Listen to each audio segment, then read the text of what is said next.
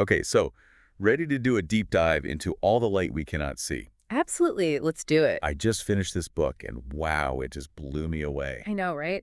Dewar's writing is just, it's incredible. It really is. Like the way he brings World War II to life through the eyes of these two young people, Marie-Laure and Werner. Yeah. It's just, I don't know, it's just so powerful. Yeah, and you really get a sense of how the war impacts ordinary people, Mhm. especially children. Exactly. You're not just reading about battles and stuff.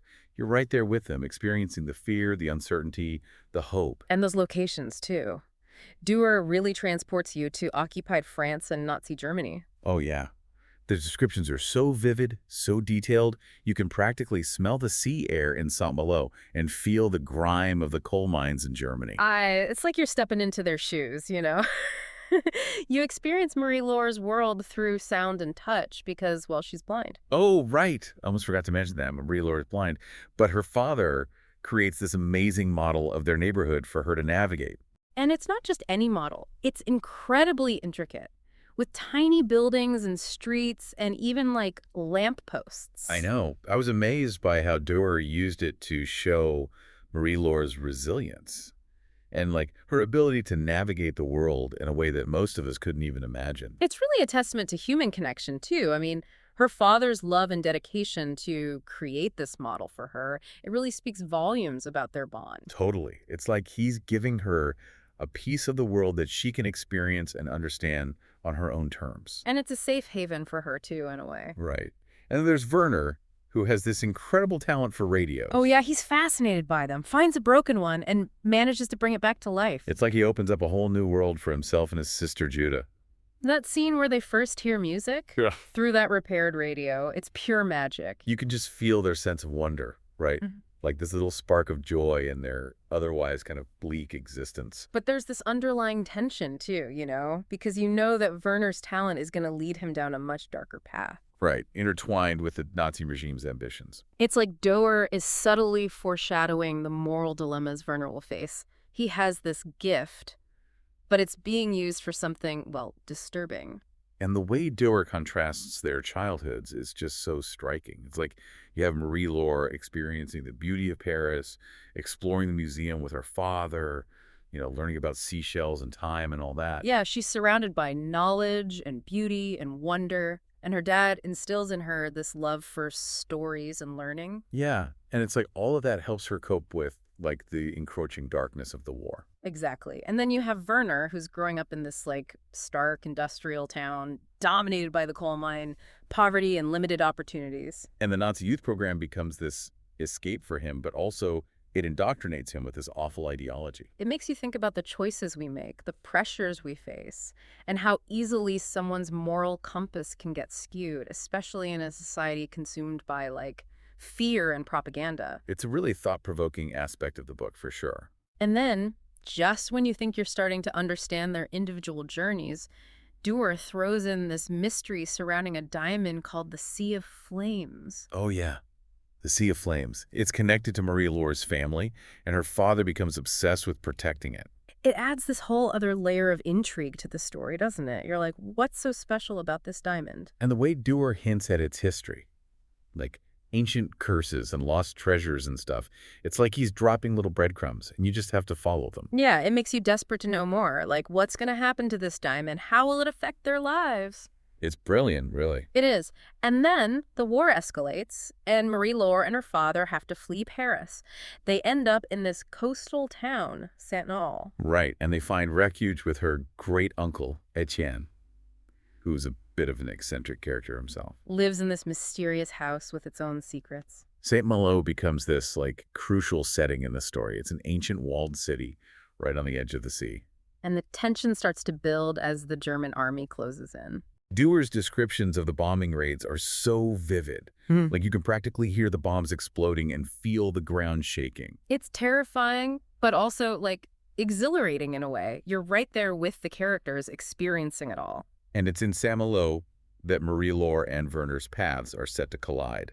Dewar does this incredible job of weaving their stories together. Yeah, building the anticipation until you're just like on the edge of your seat, wondering how and when their lives will intersect. It's like watching two trains heading towards each other on the same track, You know something's going to happen, but you have no idea what the impact will be. And that's what makes this book so captivating. It's not just about the war. It's about these individual journeys, these little moments of courage, and the unexpected connections that can emerge in the darkest of times. It leaves you with this sense of wonder, like what's going to happen next? How will their lives intertwine? What will become of the Sea of Flames?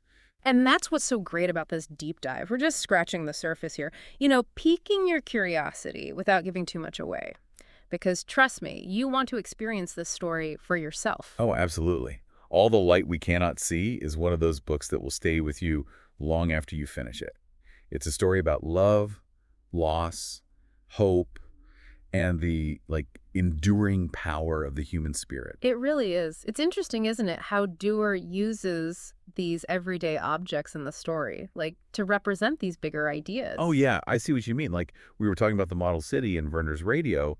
They're not just random things. Right. They symbolize something deeper Hmm. about the characters, about how they experience the world. Exactly. Like the model city from Marie-Laure, it's more than just a tool to help her get around. It's like a representation of order and control, Mm. right? In this world that's literally falling apart. Yeah, it's this little pocket of stability in the midst of chaos. And you can see her father's love woven into every little detail. It's like he's creating a safe haven for her in that miniature world.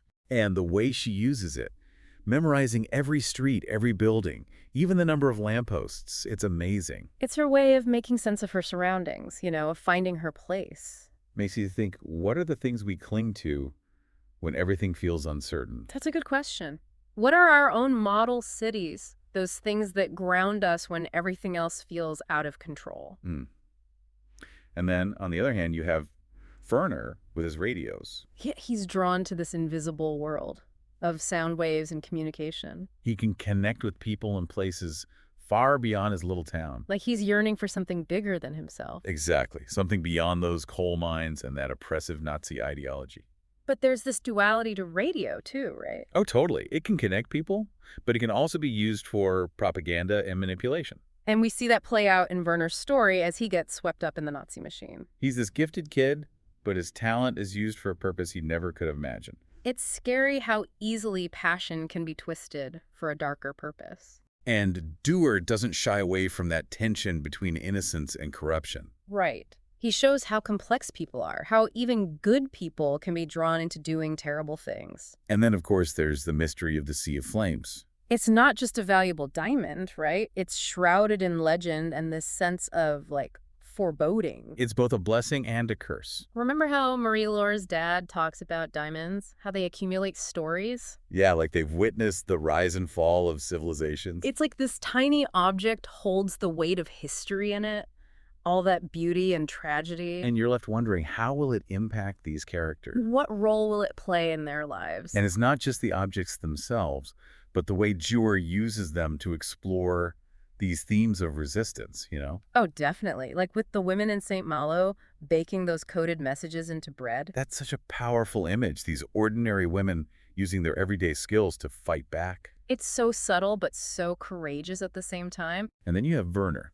He starts to question the Nazi ideology after seeing its brutality firsthand. That scene where the prisoner is punished in the courtyard, it's heartbreaking. Werner realizes the cost of his silence, of blindly following orders. It's a reminder that resistance can take many forms, big or small.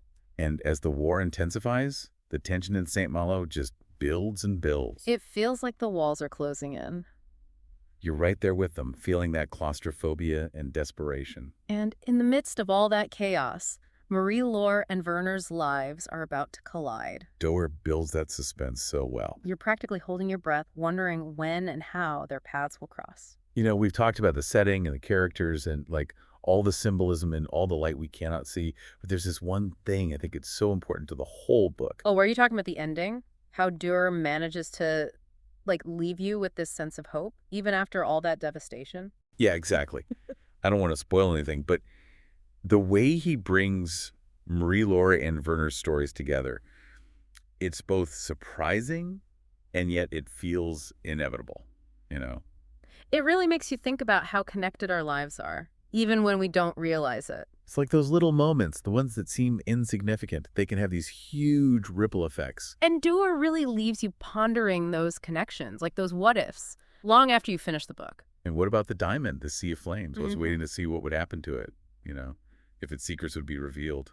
That's the thing about Dewar. He doesn't tie everything up neatly. Right. He leaves things open to interpretation. You get to draw your own I conclusions. love that. It's like you're still participating in the story. Exactly. And Marie-Laure, she does learn the truth about the diamond, but she also realizes the burden it placed on her father. It's kind of bittersweet, isn't it? How the things we treasure can also become sources of pain. Absolutely. It shows how complicated people are, how even our best intentions, like trying to protect something precious, can have these unintended consequences. And Werner, he survives the war, but he's haunted by what he's seen and done. It's like a reminder that the scars of war run deep. That scene where he visits Frederick, his old classmate who was punished for his kindness, it just breaks your heart. It really shows the lasting trauma of war, But even with all the darkness, there are these glimmers of hope, too. like how Marie-Laure rebuilds her life. She finds solace in learning. She carries her father's love with her, those lessons he taught her about resilience and imagination. And Werner, even though he carries the weight of his past, he chooses to do something good. He repairs televisions, bringing people a little bit of joy. It's his way of atoning for what he did, a way of making things right. It's a powerful message that even after experiencing terrible things, there's still a chance for redemption. And that's what makes All the Light We Cannot See such a profound book. It's about resilience, the capacity for love and forgiveness, and finding light even in the darkest times. I think everyone should experience this book. It's a journey you won't forget. Absolutely. It'll stay with you. It makes you think about the choices we make, the impact we have on each other, and the importance of holding on to hope. Couldn't have said it better myself. So thanks for joining us for this deep dive into All the Light We Cannot See. We hope we've, made you curious enough to check it out for yourselves. Definitely. It's a story that will stay with you. Until next time, keep searching for those stories that illuminate the human experience with all its complexity and wonder.